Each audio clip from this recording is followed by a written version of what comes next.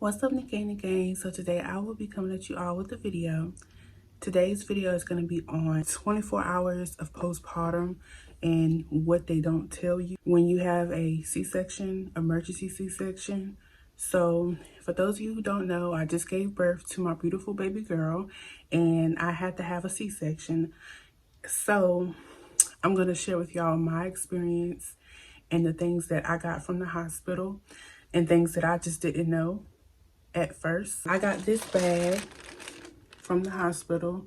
They gave me a bag of all the things that I need. Let me show y'all everything and let me tell y'all detail from detail about how the C-section actually went. So before I show y'all everything that's in this bag, I'm gonna tell y'all about my experience as well.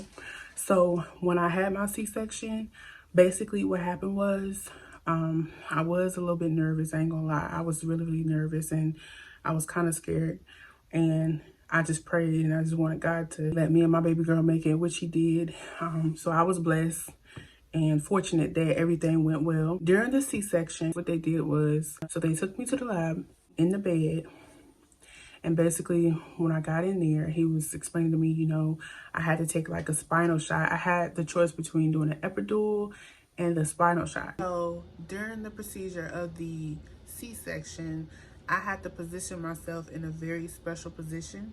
And that position was to put an arch in my back at the top of my back and hold my arms like so, like this, literally.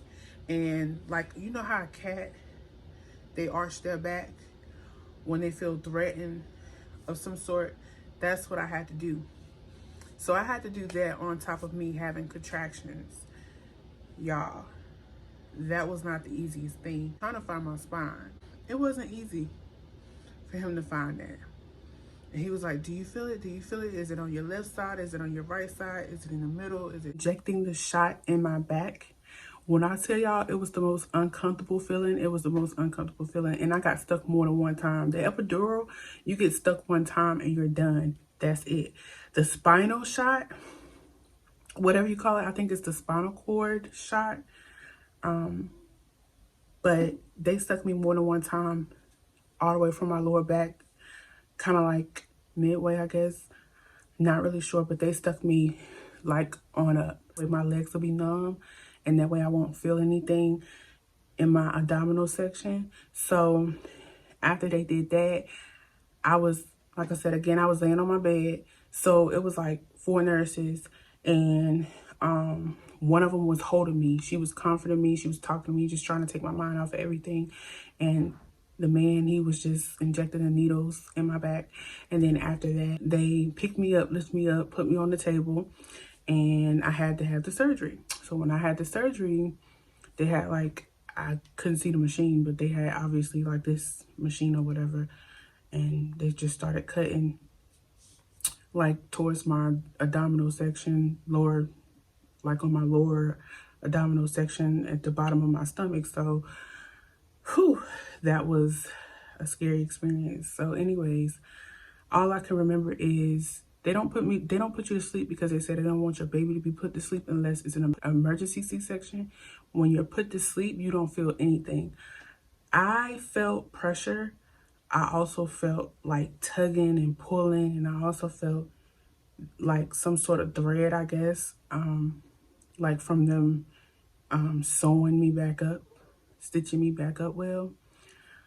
And yeah, it was rough. I was in there, she was comforting me, and, you know, just trying to get my mind off of it and not let me have a panic attack or anything like that. So, and I was really grateful for that. But right after she left, and this is always the case, right after my mom left, I just started shaking and trembling all over. And let me tell y'all, giving birth is something serious. It's not easy. It's not what it's cracked up to be. You know, everybody's body is different, especially when you're not having a vaginal delivery, you're having a C-section.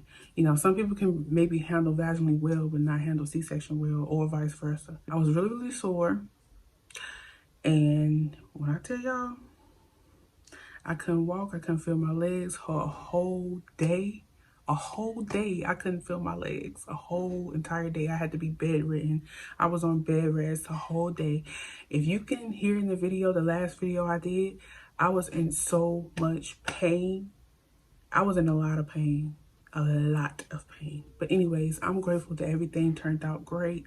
You know, honestly, it's better to know that you're not getting cut open and you have to have a C-section. I think, you know, that's what helped me out the most, because had I would have known, I would have been frantic. In the bag, I have the personal cleansing cloths. They supplied me with these because I could not wipe myself. I had a tube inserted in my vagina. I had a tube, and that tube was for me to use the bathroom and pee. Also, it was like a compression type thing on my leg, and it would basically help the blood flow back in both of my legs. Still hooked up on IVs as well, but it was all worth it. Also gave me these. Now, let me tell y'all, these are actually comfortable to me. I got over a week's supply of disposable underwears because I did not want to mess up my good underwear. I just bought underwears and bras. But anyways, they're comfortable and you can wash them. And they're soft and stretchy like this. Okay, y'all gonna laugh, but don't laugh. It ain't funny, but it's funny. The first few days, I was using a dog pad. Literally, it's a dog pad. I don't care what nobody say. It's got to be a dog pad.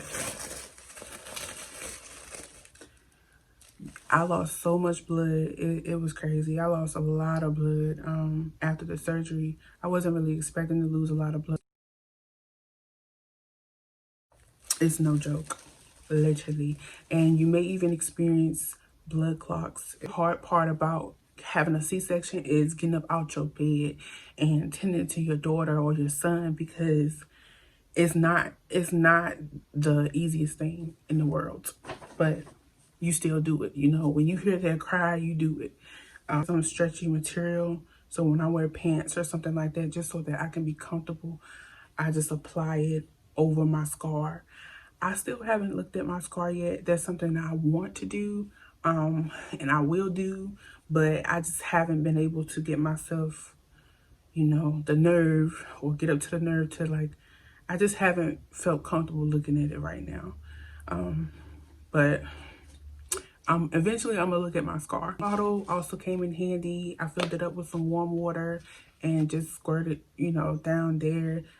When it comes to bending and stuff, like I said, it's very, very uncomfortable, and you want to be extremely careful. I cannot lift anything heavier than my daughter. Favorite part of the bag is the socks. They're super duper comfortable, and I have more socks, pads. So let me just tell y'all, every single pad that I have is based off of how much you bleed. Moved on to the pink pads. So after a few days, you know, you're gonna experience like lighter bleeding. And you may even experience blood clots. So the pink pad is this big, and it's very comfortable. My baby girl in the background. I love her life. And then this is like the regular size pad that you get at the store. Last but not least, this is the Ready Bath Select Anti-Bacterial Bathing Cloth. It eliminates odor, moisturizes, and helps kill germs, and is pH balanced and hypoallergenic. So yes, these are all your needs that you need when you first get out the hospital. As far as after you have your C-section, do not leave that hospital without having all this stuff. Make sure you have everything. So that's all for now. Thank you all for watching my video. Don't forget to subscribe to my YouTube channel. Give this video a thumbs up, and I will see y'all in my next video. Bye, Nick Gang.